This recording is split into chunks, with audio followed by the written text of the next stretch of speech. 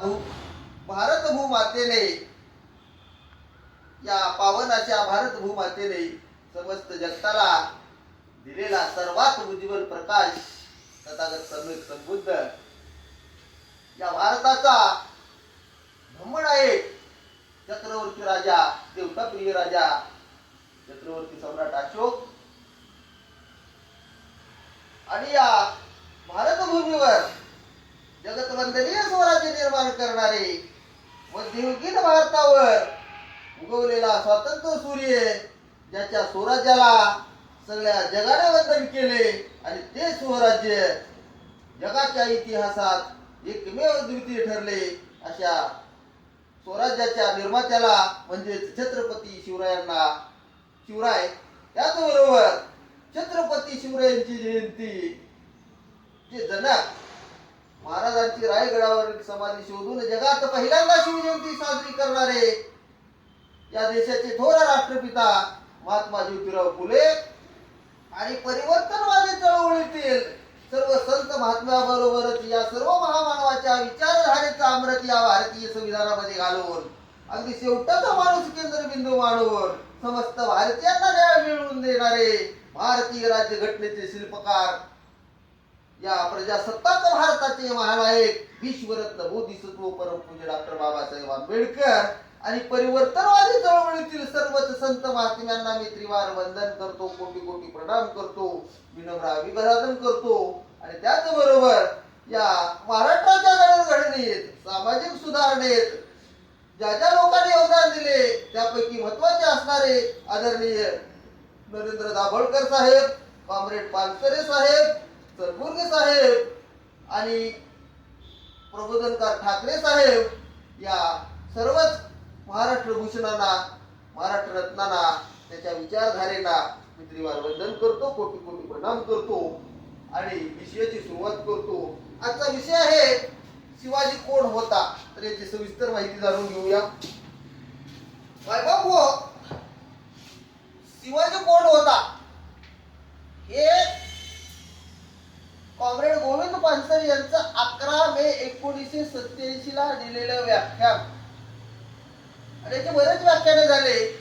त्यानंतर लोकांच्या आग्रहास्तव लोकांनी त्यांनी मांडलेले छत्रपती शिवराय बघितले आणि हे कुठेतरी ग्रंथ रूपामध्ये लिखित स्वरूपात राहावं असं लोकांना वाटलं आणि त्यामुळे लोकांच्या आग्रहास्तव साहेबांनी 11 मे ते 11 एप्रिल 1988 तब्बल 11 महिने व्याख्यान देत देत त्या पुस्तकाचं लिखाण चालू केलं आणि ते लिखाण पूर्ण झालं. आणि ते लिखाण पूर्ण झाल्यावर महात्मा फुले जयंती दिनी म्हणजेच 11 एप्रिल 1988 ला या पुस्तकाचं पहिलं प्रकाशन झालं. 11 मे 1988 ला. त्यानंतर 3000 प्रती छापल्या गेल्या, रातोरात संपल्या. या पुस्तकाच्या आतापर्यंत बऱ्याच आवृत्त्या निघाल्यात, लाखो प्रती खपल्या आणि कोट्यवधी जणांपर्यंत महाराज पोहोचले. आणि त्यानंतर साधारण 29 मे 1988 ला त्या काळचे महाराष्ट्र राज्याचे म्हणजे मुंबई हायकोर्टाचे न्यायमूर्ती पी सावंत यांनी पत्र लिहिलं कॉम्रेड साहेबांना. आणि त्या पत्रामध्ये ते उल्लेख करतात की गोविंदराव, आपण हे पुस्तक लिहिलेलं आहे, तुमचे शिवाजी कोण होता हे पुस्तक वाचलं, ते पुस्तक लिहून आपण पुरोगामी चळवळीवर व या महाराष्ट्राच्या समाजावर फार मोठे उपकार केले आहेत. या पुस्तकाचा प्रसार सर्वत्र झाला पाहिजे, विशेष म्हणजे प्रतिगाम्यांच्या जाळ्यात अडकलेल्या सर्व तरुणापर्यंत पोहोचलं पाहिजे. हा या पत्रांचा काहीसा भाग आहे. या पत्राची तारीख आहे 29 मे 1988. या पुस्तकाचे प्रकाशन 11 एप्रिल 88 ते आज ताग आहेत. त्याच्या अनेक आवृत्त्या खपल्या, लाखो लोकांपर्यंत पोहोचलं. आणि त्याचबरोबर या मराठी माणसांनी या ग्रंथाला, पुस्तकात राहिला आहे तो ग्रंथराज झाला, उदंड प्रतिसाद दिला. आणि आज एप्रिल 2026 11 एप्रिल 1988 ते एप्रिल 2026 पर्यंत तब्बल 38 वर्षांनी या संजय गायकवाड नावाच्या महाशयाला म्हणजे या आमदार साहेबाला आत्ता जाग आली.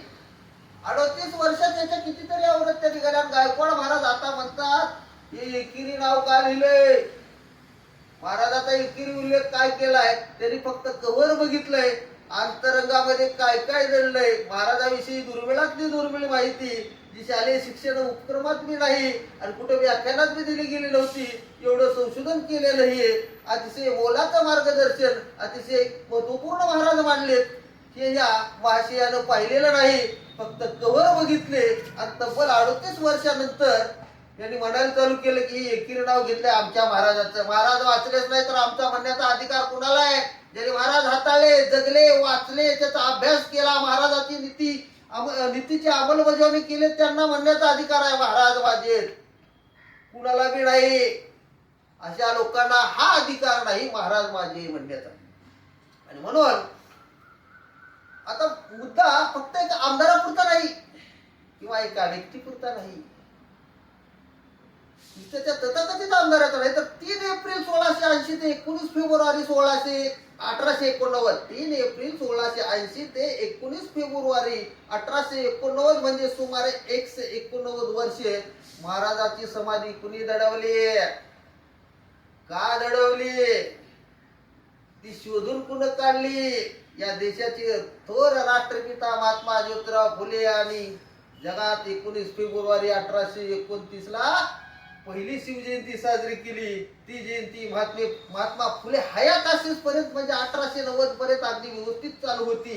नंतर तारीख आणि तिथीचा घोळ घालून शिवजयंती वादात अडकवण्यात आली. हा वाद कोणी निर्माण केला, बरेच नाटक, कथा, कादंबऱ्या, माहिती मार्फत महाराजांची बदनामी करण्यात आली.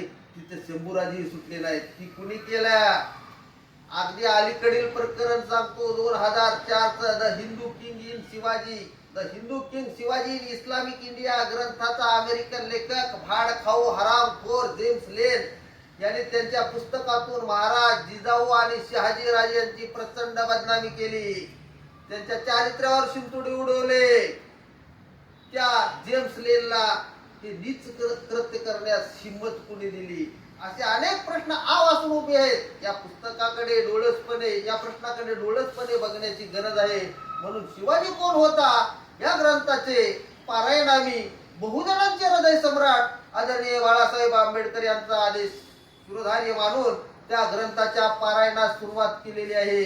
त्या पारायणाची संपूर्ण वस्तुस्थिती मी आपल्याला पुढील भागात सांगतो आणि या भागाचा उर्वरित भाग उद्याच्या व्हिडिओमध्ये देतो. जय जिजाऊ, जय शिवराय, जय ज्योती, जय शाहू, जय भीम, नव उदय, जय संविधान, जय भारत.